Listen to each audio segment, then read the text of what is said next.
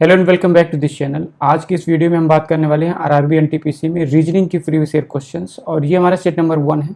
तो चलिए देखते हैं कि प्रीवियस ईयर में जो क्वेश्चन आ रहे हैं किस टाइप के क्वेश्चंस आ रहे हैं। तो चलिए आज के इस वीडियो का जो हमारा फर्स्ट क्वेश्चन है वो है ब्लड रिलेशन के क्वेश्चन। ब्लड रिलेशन में कुछ छोटा सा यहाँ पे हम देखने वाले हैं ट्रिक कि किस टाइप से हम सॉल्व करेंगे। तो सबसे पहले अगर हम देखें ब्लड रिलेशन में, अगर आपके पास ब्रदर और सिस्टर बोल दिया तो हम क्या लिखेंगे, इक्वल का साइन लिखेंगे। अगर वहाँ पे ब्रदर है तो यहाँ पे प्लस का साइन लगाएंगे, अगर वहाँ पे सिस्टर दिया है तो माइनस का साइन लगाएंगे। अगर वो मदर या फादर है तो मदर या फादर के लिए मतलब मान लेती है कि ये उसका एज है, अगर उसके मदर को दिखाना है तो उसके एक नेक्स्ट जनरेशन को दिखाएंगे तो एरो करके हम ऊपर की ओर ले जाएंगे। अगर मदर है तो माइनस में लिखेंगे और अगर फादर है तो प्लस में लिखेंगे। अगर ग्रैंड मदर ग्रैंड फादर का होगा तो दो जनरेशन ऊपर होगा तो एक जनरेशन ये हुआ, दूसरा जनरेशन एक और, यहाँ पे मदर होगा तो माइनस, फादर होगा तो प्लस। ठीक है, तो इस तरह छोटा सा जो सिंबल है लिखने का वो यहाँ पे देख लेते हैं। और अगर वो हस्बैंड वाइफ है तो दोनों को इस तरह से रिप्रेजेंट करेंगे, हस्बैंड के लिए प्लस और वाइफ के लिए माइनस। तो ये छोटा सा सिंबल आपको याद रखना है। चलिए सॉल्व करते हैं। बोला है कि Bombay is the daughter of Indu's brother. ठीक है, Indu has one sister Chanda and one brother Gopal. How is Bombay related to Gopal. बोला है कि बॉम्बे इंदू के भाई की बेटी है। इंग्लिश में क्या लिखा है, Bombay is the daughter of Indu's brother. तो मान लिया ये हो गया इंदू, ठीक है, इंदू का ब्रदर, तो ब्रदर के लिए हम इक्वल का साइन लगाएंगे और ब्रदर है तो प्लस, मेल के लिए plus. Bombay is the daughter of Indu's brother, तो इंदू हुआ, इंदू का ब्रदर ये हुआ, इसका डॉटर है। डॉटर है तो डॉटर नीचे, एक जनरेशन नीचे, तो डॉटर है तो माइनस में और उसका नाम क्या है, बॉम्बे। ठीक है, यहां तक समझ में आ गया कि इंदू के ब्रदर की बेटी है कौन, बॉम्बे। अगला, Indu has one sister. Indu के जो एक सिस्टर है जिसका नाम चंदा है और एक भाई है जिसका नाम गोपाल है। यहाँ पे देखिए, इंदू की एक बहन चंदा और एक भाई गोपाल है, तो ये इंदू हुआ। इंदू का ये तो प्लस है मतलब मेल हो गया, हमें चाहिए एक बहन, तो सिस्टर दिखाने के लिए इक्वल का साइन लिखेंगे और यहाँ पे लिखेंगे माइनस, और ये इनका नाम क्या है, चंदा। चंदा और उसका एक भाई है जिसका नाम गोपाल, तो एक भाई तो ऑलरेडी पहले बता चुका है जिसका नाम अभी दे दिया, क्या नाम है, गोपाल। आगे बोला how is Bombay related to Gopal. Bombay जो है गोपाल की कौन है, तो गोपाल क्या है, प्लस में है और एक जनरेशन ऊपर है, तो एक जनरेशन ऊपर होगा मतलब फादर या मदर, प्लस हो तो मतलब क्या हुआ कि उसका फादर है। ठीक है, तो how is Bombay related to Gopal. तो बॉम्बे बोला है, गोपाल की क्या लगेगी, तो गोपाल की बेटी है बॉम्बे, तो हमारा आंसर क्या हो जाएगा, डॉटर। ठीक है, तो ये थोड़ा सा साइन आपको याद रखना है ब्लड रिलेशन के क्वेश्चन के लिए। ठीक है, ये आपको याद रखना है। चलिए बढ़ते हैं नेक्स्ट क्वेश्चन पे। नेक्स्ट क्वेश्चन है मिसिंग नंबर का सीरीज। तो इसमें आपको क्या ध्यान रखना है कि जब भी मिसिंग के क्वेश्चन आते हैं तो आपको ये जो नंबरिंग होता है, जैसे ए बी सी डी, यहाँ से हम लिखेंगे पूरा एम तक, फिर यहाँ से एन से लिखेंगे M N O P Q R S T Z तक। ठीक है, और ए का नंबर क्या होगा 1, बी का 2, सी का सी, ठीक है, और डी का 4, इस तरह ये नंबर आपको याद रखना है। दूसरा क्या याद रखना है नंबर सीरीज में कि इनका अपोजिट कौन है, जैसे ए का अपोजिट क्या है जेड, बी का अपोजिट क्या है वाई, सी का अपोजिट क्या है एक्स, तो ये आपको याद रखना है। अब यहाँ पे क्या दे रखा है, देखिए यहाँ पे है N A Q D W J और जेड एम, हमें बताना है कि ये वाला जो मिसिंग है वो क्या होगा। इसको सॉल्व करने के लिए सबसे पहले क्या देखेंगे, नंबर। तो एन का नंबर होता है 14, यहाँ पे देखिएगा ये 13 है, ये 14, तो एम 14, एन 14 और एक ए का 1, क्यू का कितना होता है 17 और डी का 4, ठीक है, डब्ल्यू का 23, जे का 10, ये कितना होता है 26, 14 एन का। अब यहाँ पे देखिए कुछ रिलेशन क्या इसका आपस में हो रहा है अगले वाले के साथ। तो यहाँ पे देखिए यही है एन 14, उसके बाद कितना हुआ 17, कितना बढ़ गया 14 में 3 जोड़ेंगे 17, यहाँ पे नेक्स्ट हमें पता नहीं। ठीक है, लेकिन यहाँ पे देखिए 23 में हम 3 जोड़ेंगे तो 26, मतलब क्या हुआ कि हर एक नंबर जो है, हर एक लेटर जो है नेक्स्ट वाले को 3 बढ़ा कर लिखा गया है। तो अगर इसमें 3 जोड़ें तो 17 आ गया, इसमें और 3 जोड़ें कितना हो जाएगा 17 3 20, और 20 हमारा किसका होता है, टी का। किसका होता है, टी का। अब अगला भी देख सकते हैं, ये कितना है 1, ये कितना है 4, तो 1 से कितना हो गया 4, मतलब कितना बढ़ गया 3। यहाँ पे भी देखें 10 से कितना हो गया 14, यानी 10 से 14 हो गया, सॉरी ये m है, सॉरी ये कितना है m, तो ये कितना है m की वैल्यू कितना होता है 13, तो 10 से कितना हो गया 3 बढ़ गया, मतलब ये भी 3 3 आगे बढ़ रहा था, 1 से 4 हो गया 3, तो 4 से 3 बढ़ेंगे तो कितना हो जाएगा 7, और 7 किसका होता है जी का 7, जी का 7, यानी हमारा आंसर कितना हो जाएगा टी जी, ऑप्शन नंबर 3। ठीक है, तो ये याद रखिए, नंबर मिसिंग नंबर के इस टाइप के क्वेश्चन को हम ऐसे ही सॉल्व करेंगे। चलिए बढ़ते हैं नेक्स्ट क्वेश्चन पे। नेक्स्ट क्वेश्चन क्या है, a call centre recruits candidate with the following criteria. अब यहाँ पे कुछ सिचुएशन दिया है, उसके अनुसार हमें जो इसका एनालिसिस है वो करना है। तो यहाँ पे लिखा है कि कॉल सेंटर में निम्नलिखित मापदंडों से एक उम्मीदवारों की भर्ती की जाती है।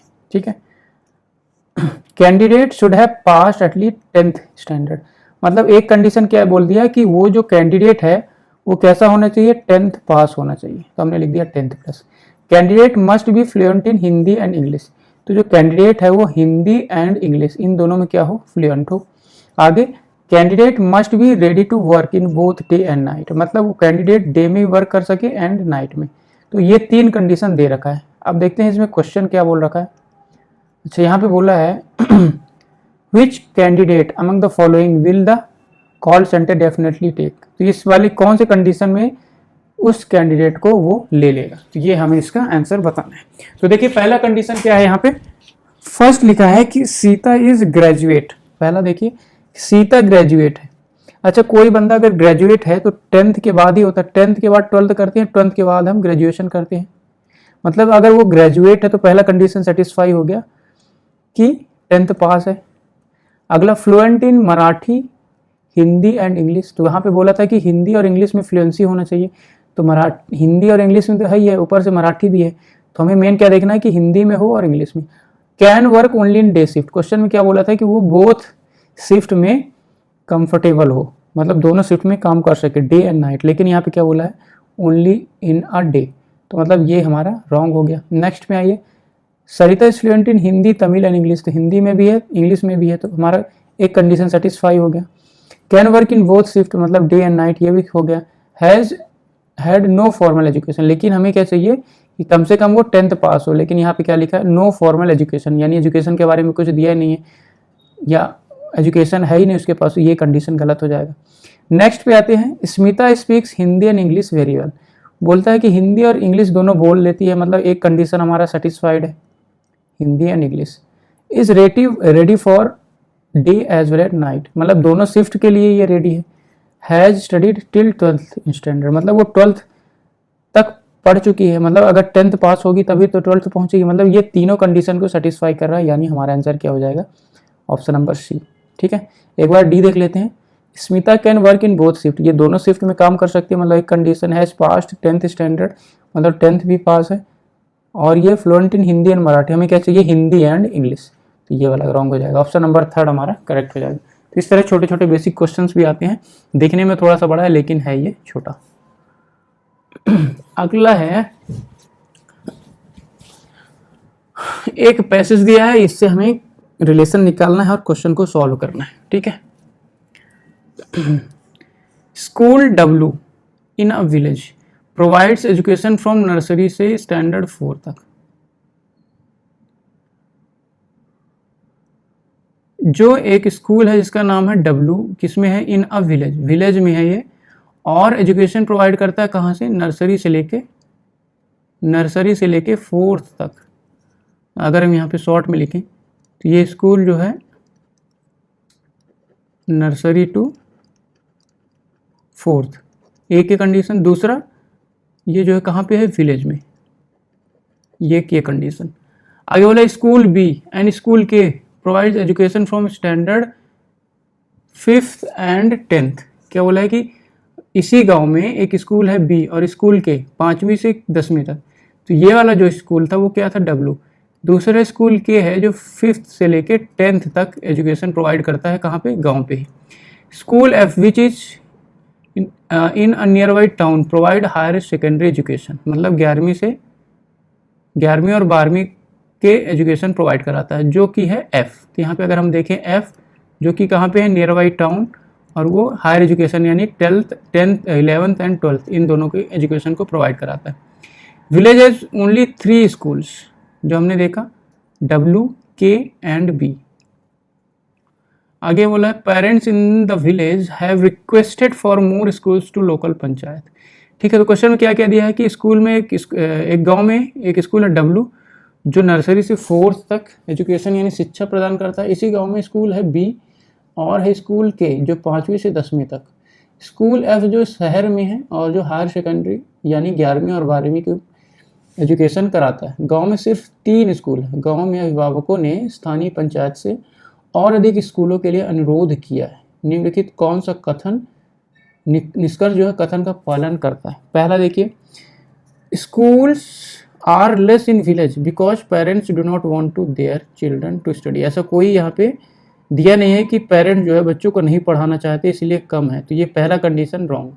दूसरा, शिक्षकों की कमी के कारण गांव के स्कूल शहर स्कूल के साथ प्रतिस्पर्धा नहीं कर पाए। ऐसा भी कुछ कंडीशन नहीं है। यहाँ पे देखिए स्कूल गांव में कितने हैं, शहर में कितने हैं और अभिभावक पंचायत में अधिक स्कूल के अनुरोध किया, बस इतना दिया है, तो ये सेकेंड भी हमारा रॉन्ग हो जाएगा। थर्ड देखिए, उच्च माध्यमिक शिक्षा के लिए बच्चों को गांव के पास शहर जाना पड़ता है। क्या है? For higher education higher secondary education. देखिए सेकेंडरी एजुकेशन के लिए नियर बाई टाउन में है ये स्कूल, मतलब इनको गांव में तो मिलेगा नहीं, तो इनको जाना पड़ेगा बाहर यानी टाउन पे। तो ये थर्ड कंडीशन तो हमें लग रहा है सही। For higher education children of the village have to travel to the nearby town, यानी ये हमारा करेक्ट है। एक बार फोर्थ देख लेते हैं कि parents will send their kids to town if school एफ प्रोवाइड प्राइमरी एजुकेशन। देखिए प्राइमरी एजुकेशन तो उनके गांव में ही है, तो पेरेंट्स अपने बच्चों को बाहर भेजेंगे अगर जो एफ यानी टाउन में प्राइमरी स्कूल भी होगा, ऐसा बिल्कुल नहीं है। वो लोग बच्चों को बाहर क्यों भेज रहे हैं? क्योंकि गांव में हायर एजुकेशन का ऑप्शन ही नहीं है, बाहर जाना पड़ेगा, इसलिए बच्चों को बाहर भेज रहे हैं। तो ये रॉन्ग हो गया, हमारा ऑप्शन नंबर थर्ड सही हो जाएगा कि उच्च माध्यमिक शिक्षा के लिए बच्चों को गांव के पास शहर में जाना पड़ता है, क्योंकि गांव में ऑप्शन ही नहीं है। ऑप्शन नंबर थर्ड हमारा करेक्ट हो जाएगा। नेक्स्ट क्वेश्चन हमारे पास, ये भी नंबर रिलेशन क्वेश्चन है। लेटर है, लेटर का एक दूसरे से क्या रिलेशन है वही हमारा यहाँ पे रिलेट करके नेक्स्ट यानी हॉर्स का कौन सा लेटर यानी कौन सा वर्ड बनेगा वो हमें बताना है। तो देखिए यहाँ पे एक वर्ड है स्वीट, SWEET। स्वीट का रिलेशन है, यानी स्वीट को हम क्या लिख सकते हैं? XAHGU।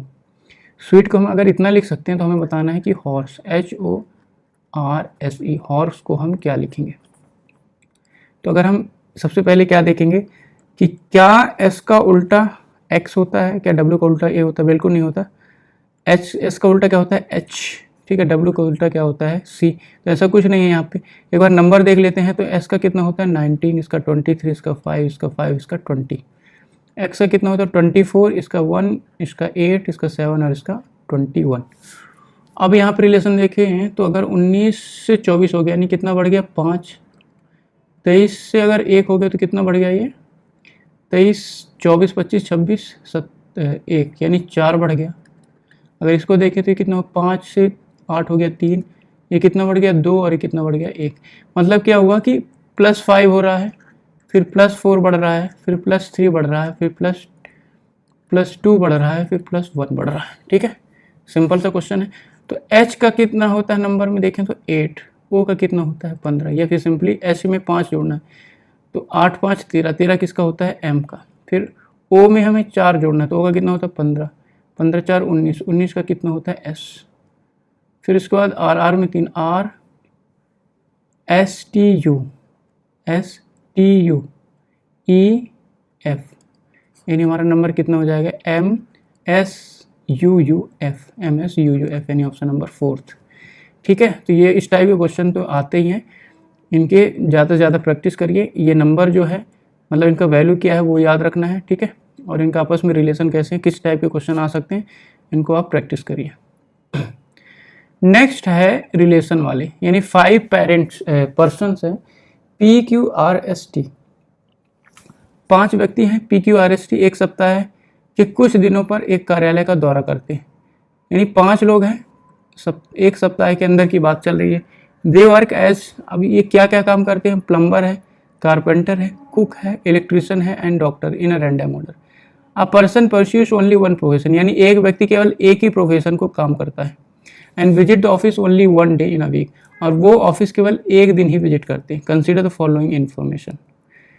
ठीक है, अगला देखें, अगर यहाँ पे स्पेस हो तो नहीं है स्पेस। तो देखिए 5 व्यक्ति हैं, PQRST, वीक है हमारे पास एक वीक के अंदर, और एक व्यक्ति एक दिन ही जाता है। मतलब हमारे पास 5 व्यक्ति हैं तो 5 दिन का रिलेशन निकालना है, और वो हैं plumber, carpenter, cook, electrician and doctor. ठीक है, पहला बोला है कि plumber visits the office every Monday. तो अगर हम यहाँ पे देखें, अगर हम बोले प्लम्बर, तो प्लम्बर जो है केवल मंडे के दिन ही जाता है, मंडे। ठीक है, तो पहला कंडीशन हो गया। अगला है P इज एन इलेक्ट्रिशियन। तो जो हमारा P है वो क्या है? इलेक्ट्रिशियन है, इलेक्ट्रिशियन। ठीक है, who comes neither on Tuesday nor Thursday. जो P है वो इलेक्ट्रिशियन है, पर जो इनका डे की बात करें तो ये ना तो ट्यूसडे को आता है ना ही थर्सडे को आता है। ठीक है, इनका ये डे नहीं हो सकता। ठीक है, ट्यूसडे भी नहीं हो सकता और थर्सडे भी नहीं हो सकता। T is a carpenter. T क्या है? Carpenter. And R is not a plumber. ठीक है, T एक बढ़ई है और R एक प्लम्बर है। ठीक है, person who visit the office on Thursday, जो ऑफिस थर्सडे को विजिट करता है वो इज नॉट अ डॉक्टर, वो डॉक्टर नहीं है। गुरुवार को जो विजिट करता है वो डॉक्टर नहीं है। और S works on Tuesday and T works on the following day. ठीक है, S जो है ट्यूसडे को वर्क करता है और T उसके नेक्स्ट डे को। तो यहाँ पे अगर हम थोड़ा सा स्पेस बनाएं, T जो है एक इलेक्ट्रिशियन है, पर वो ट्यूसडे और थर्सडे, तो एक साइड हम क्या लिख देते हैं? सिंबल। एक यहाँ पे हम लिख देते हैं प्रोफेशन, और यहाँ पे हम लिख देते हैं कौन से दिन। ठीक है, 5 व्यक्ति हैं तो 5 कॉलम यहाँ पे 5 रो कर देते हैं, 1 2 3 4 एंड 5। तो एक तो यहाँ पे हमें कंफर्म हो गया कि जो प्लम्बर है वो किस दिन आता है? मंडे। देखिए यहाँ पे पूरा डे लिख देते हैं, Monday, Tuesday, Wednesday, Thursday and Friday. ठीक है, अब देखिए P कहाँ का नहीं हो सकता?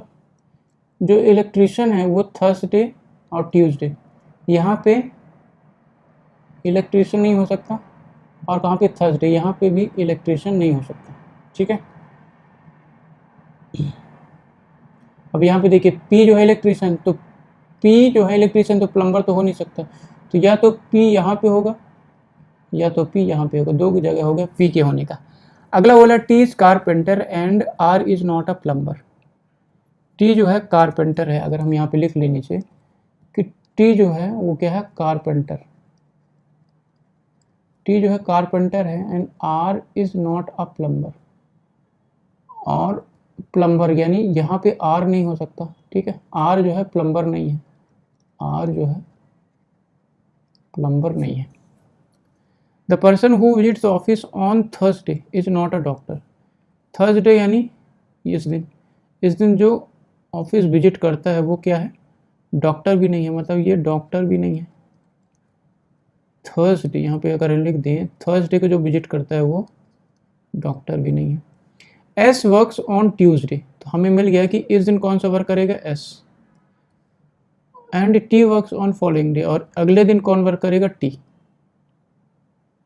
तो यहाँ से पी हट गया, तो पी हमारा आ गया इस दिन कौन सा? फ्राइडे। ठीक है, और क्या रिलेशन था हमारे पास कि जो टी है वो कारपेंटर है, तो टी यहाँ पे आ गया था, तो टी के लिए क्या है? ये कारपेंटर। ठीक है, कारपेंटर यहाँ पे आ गया हमारे पास टी में। ठीक है, ये वाला हमारा हो गया। आर जो है प्लम्बर नहीं है, तो आर कहाँ पे है? आर यहाँ पे नहीं हो सकता, आर प्लम्बर नहीं है, ये तो हमने कर लिया। आर के लिए कौन सा स्पेस बच गया? P T S. हमारे पास है PQRST। ठीक है, आगे क्या है कि थर्सडे को डॉक्टर नहीं हो सकता। अगेन यहाँ पे क्या था? P क्या है? इलेक्ट्रिशियन है, तो P हमारा ये आ गया था। P के लिए क्या है? ये हो गया इलेक्ट्रिशियन। हमारे पास प्लम्बर, कारपेंटर और ये इलेक्ट्रिशियन 3 आ गए हैं। अब बचे हमारे पास कौन से? Cook and doctor.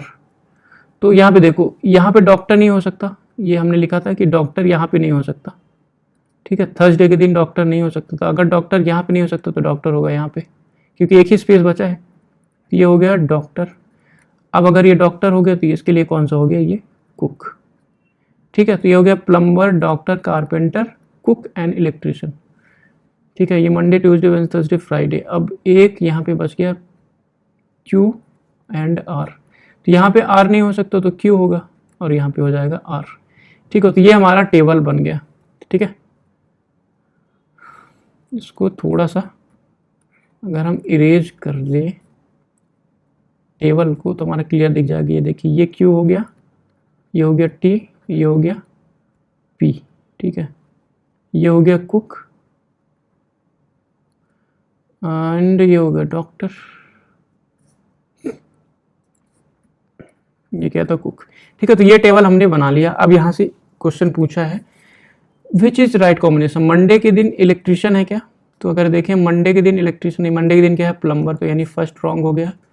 थर्सडे के दिन कुक है क्या, तो हमारा अगर हम थर्सडे को देखें तो थर्सडे के दिन कुक है, यानी ऑप्शन नंबर हमारा नेक्स्ट जो है वो करेक्ट है, थर्सडे के दिन कुक। नेक्स्ट चेक कर लेते हैं, ट्यूसडे के दिन कारपेंटर है क्या, तो ट्यूसडे के दिन डॉक्टर है, यानी वो भी रॉन्ग हो गया। और नेक्स्ट क्या है, फ्राइडे के दिन डॉक्टर है क्या, तो अगर हम देखें फ्राइडे, तो फ्राइडे के दिन क्या है, इलेक्ट्रिशियन, यानी ऑप्शन नंबर हमारा कौन सा करेक्ट हुआ, सेकेंड।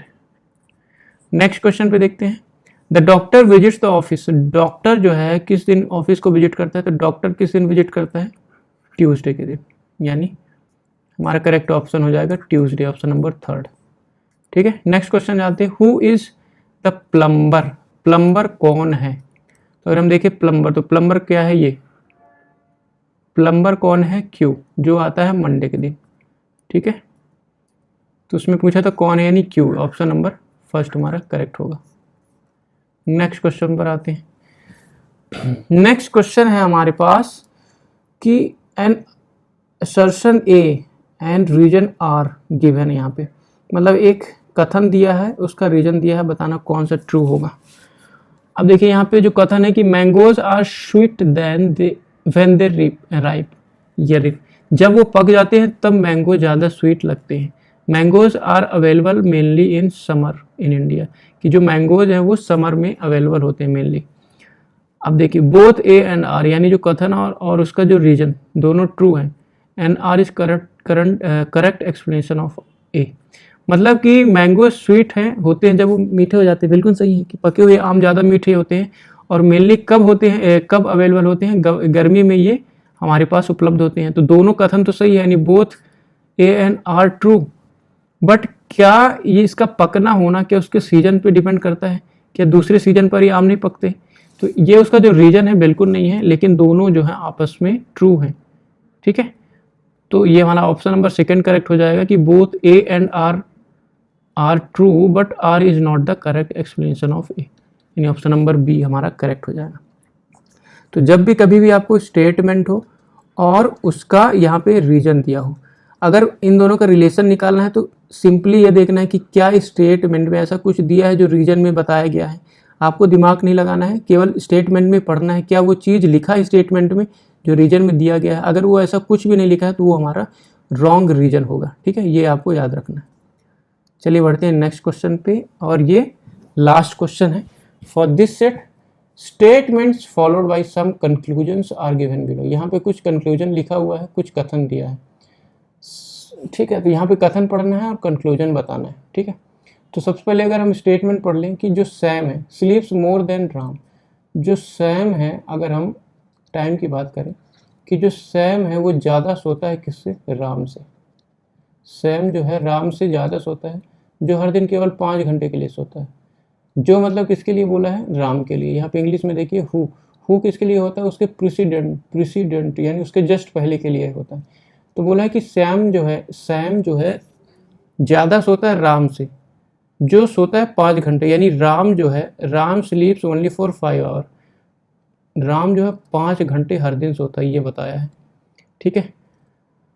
श्याम स्लीप्स फॉर 8 आवर, जो श्याम जो है 8 घंटे सोता है।